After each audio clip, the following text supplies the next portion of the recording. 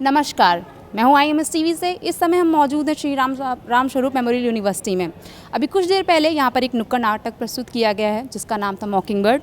तो आइए जानते हैं उसके बारे में। सर, आप कहां से आए हैं? मतलब ये कहां पे रहकर काम करते हैं? हम लोग द मॉकिंगबर्ड्स टीम जो है वो लखनऊ में लगभग 7-8 साल से काम कर रही है। Okay sir. और हम लोग पहले भी रामस्वरूप यूनिवर्सिटी में आ चुके हैं। संविधान एक नाटक लेके आए थे और तो काफ़ी बार हम लोग कर चुके हैं। और ये जो नाटक अभी हम लोग ने करा था, ये बेसिकली एक कैंपेनिंग चल रही सूरत से समृद्ध उत्तर प्रदेश, उसको लेके था। और उसमें हम लोग ये मांग कर रहे हैं कि जो बहुत सारे शहर हैं, जैसे लखनऊ है हमारा, आगरा है, कानपुर जो एक ऐसा औद्योगिक नगर है कि जो शायद देश का सबसे बड़ा औद्योगिक नगर था जब एक टाइम यहाँ पे अंग्रेज़ थे, तो उसको भी इसमें शामिल नहीं किया गया। अगर उसको शामिल किया जाता सोलर एनर्जी या सोलर सिटी, तो उसके लिए बहुत फ़ायदा होता हमारे शहरों के लिए। इसमें जहाँ पे सबसे ज़्यादा कचरा निकलता है और सबसे ज़्यादा पोल्यूशन है, तो उन शहरों को भी फ़ायदा होता है। तो यही हमारी नाटक के ज़रिए और जो क्लाइमेट एजेंडा जो काम कर रहा है उसको लेके यही मांग है कि इन शहरों को भी शामिल किया जाए। तो हमने बस उसको एक नाटक के माध्यम से बांधा था।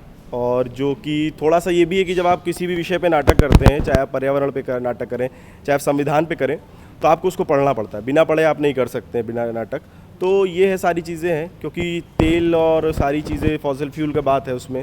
तो फॉसिल फ्यूल कहाँ से, पूरा तेल की जो लड़ाई है अगर मिडिल ईस्ट की देखें तो वो सारी चीज़ें हैं, उसमें सारी चीज़ें आती हैं। तो हमने उसी को लेके एक नाटक किया था जो कि ओके सर, सब आप अपनी ऑर्गेनाइजेशन के बारे में और बताइए कि आप जब काम करते हैं तो आप किसी के साथ, मतलब और किसी के साथ भी, किसी NGO के साथ या फिर संगठन के साथ मिलकर काम करते हैं? ऑर्गेनाइजेशन जो हमारी द मॉकिंगबर्ड्स है वो लगभग मैं 3-4 साल से तो रेगुलर तमाम ऑर्गेनाइजेशंस के साथ काम कर रहा हूँ कोलैबोरेशन में।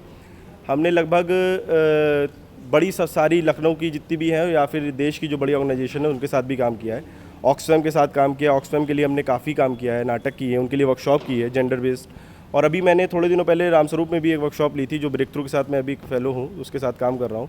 और बाकी मैं थिएटर की भी एक बार लेक्चर ले चुका हूँ यहाँ पे। तो आली है यहाँ का एक ऑर्गेनाइजेशन है जो कि बेस्ड एडवोकेसी करता है। फिया फाउंडेशन है और अभी क्लाइमेट एजेंडा के साथ काम कर रहे हैं। तो तमाम ऑर्गेनाइजेशन है जिनके साथ हमने काम किया है मॉकिंगबर्ड्स ने।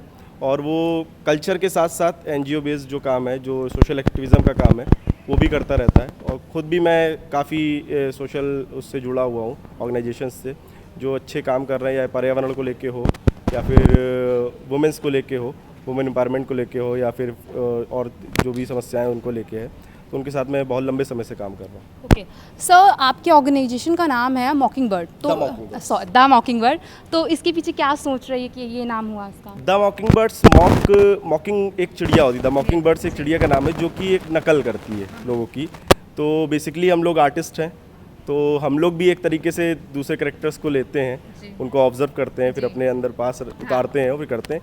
तो उसी को लेके बनाया है कि हाँ, ये चिड़िया हैं, हम लोग चिड़ियों के तरीके हैं कि कहीं भी चहकते रहते हैं, आते रहते हैं। तो बस इसी सर, जो आपने अभी ये नुक्कड़ नाटक प्रस्तुत किया था, तो उसका पर्पस क्या था, आप बताना चाहेंगे? इस नाटक का पर्पस यही है कि ज़्यादा से ज़्यादा सोलर एनर्जी का यूज़ हो। और जो गवर्नमेंट ने और जो शहर शामिल किए हैं, जैसे अयोध्या है, बनारस है, और उसमें प्रयागराज है और मथुरा है, लेकिन उन्होंने लखनऊ, आगरा, कानपुर, मेरठ और इधर क्या कहते हैं एक और शहर था, उसको शामिल किया, जो बड़े शहर हैं काफ़ी, मतलब 5 शहर जो बड़े हैं। अगर हम देखें तो लखनऊ राजधानी है सीधे तौर पे, कानपुर औद्योगिक नगर है सबसे, जहाँ सबसे ज़्यादा बिजनेस है और सबसे ज़्यादा पोल्यूशन है।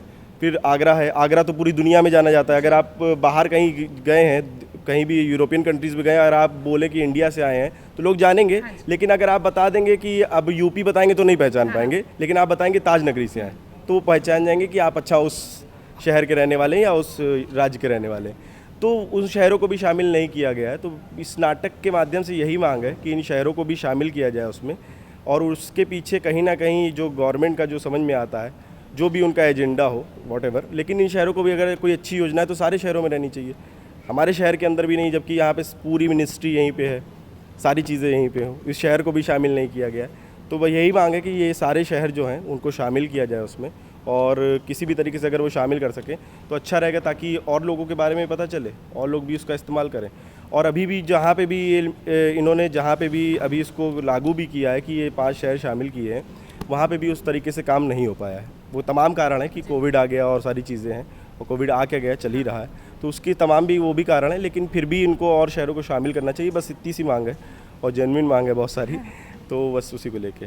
सर अब हम आपसे ये जानना चाहेंगे, इससे पहले जितने भी आपने ये नाटक प्रस्तुत किए हैं तो उनके टॉपिक्स क्या रहेंगे? तो शौर्य शक्ति वाला है हमारा बेसिकली जो हम लोग काम करते हैं, बहुत सारे नाटक जो हम करते हैं वो एक प्रोफेशनलिज्म के लिए तौर पे करते हैं। हमारे जो स्टेज प्लेस होते हैं वो एकदम प्रोफेशनल होते हैं। जैसे भी हमने लास्ट टाइम किया था वेटिंग फॉर गोदो, तो वेटिंग फॉर गोदो Nobel prize winner Samuel Beckett का नाटक है, तो उसको लेके हमने करा था।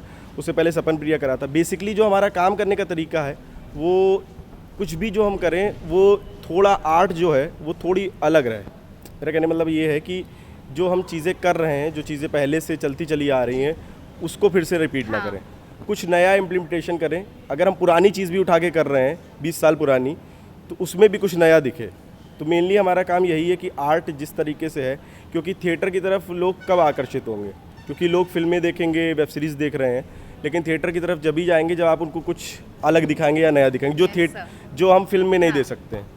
अगर हम ये कहें ना कि हमने कहा कि यहाँ पे देखिए चांद दिख रहा है और हमारे बोलने से आपको चांद दिख जाए, तो अब फिल्म में होगा तो वो चांद दिखाएंगे। तो मेनली यही काम है हमारा कि जिस भी तरीके से हम ट्रेंड करें लोगों को या जिस भी तरीके से बात करें, आर्ट कुछ थिएटर में जो है वो इस तरीके से करें कि कुछ अलग हो, जिसको देखने के लिए लोग आए।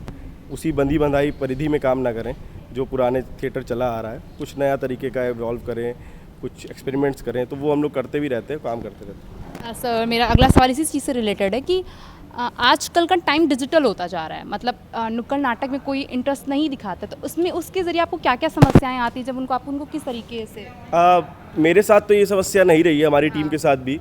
हम जहाँ भी कहीं भी नाटक करने जाते हैं लगभग लोगों को पसंद आता है। ये भी नहीं कहते कि हाँ कभी कभी ऊपर नीचे नहीं होता, थोड़ा बहुत एनर्जी का, कभी कभी थोड़ा बहुत कोऑर्डिनेशन का गड़बड़ हो जाता है, लेकिन ऐसा मुझे कहीं नहीं सुनने को मिला कि अच्छा आपका तो नाटक बेकार था, देखना नहीं है। तो अगर हमें देखने के लिए, अगर लोगों को हमें ये बताना है कि जो आप ये काम करते हैं उस काम के प्रति आपकी शिद्दत कितनी है। अगर आप थिएटर को इसलिए इस्तेमाल कर रहे हैं कि आपको सिर्फ थिएटर करके फिल्में करनी है, तो आप थिएटर भी नहीं कर पाएंगे। अगर आपको फिल्में करनी तो आप फिल्मों की तरफ चले जाइए। जैसे मैं मुंबई 7 साल हो गया, मैं मुंबई नहीं गया, मुझसे हर कोई पूछता है मुंबई कब जाओगे, तो मेरा थिएटर करने का ही मन है और मेरा मन नहीं है फिल्में करने का। ऐसा नहीं कि फिल्मों से कोई मेरी कोफ्त है, लेकिन मैं मुंबई जाके फिल्में नहीं करना चाहता हूँ। जब मुझे मन करेगा फिल्म करने का या एक्टिंग करने का या बनाने का भी, तो मैं लखनऊ में रह के ही बनाऊँगा।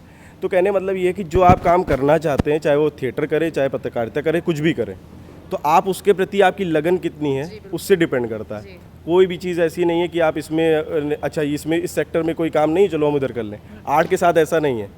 एक आर्टिस्ट जो है वो अपना पेंटिंग बनाता रहता है, कोई पेंटिंग देखे चाहे ना देखे, उसको बनानी है। अच्छी भी बना रहा है, बुरी भी बना रहा है, ख़राब भी बना रहा है, लेकिन वो अपनी फाइन करता रहता है, बनाता रहता है सालों साल। म्यूजिशियन जो होते हैं वो 20-20 साल रियाज करते हैं, फिर वो स्टेज पे गाने जाते हैं। तो ये काम है, आप इसको आर्ट को इसी तरीके से ले सकते हैं कि जितनी आप मेहनत करेंगे, जितना आप निखरेंगे, उससे करते जाएंगे तो आगे हम, मुझे नहीं लगता अगर आप शिद्दत से कोई काम कर रहे हैं तो उसमें कोई दिक्कत आएगी या आपकी काम किसी को ख़राब लगेगा। ये मेरा मानना है।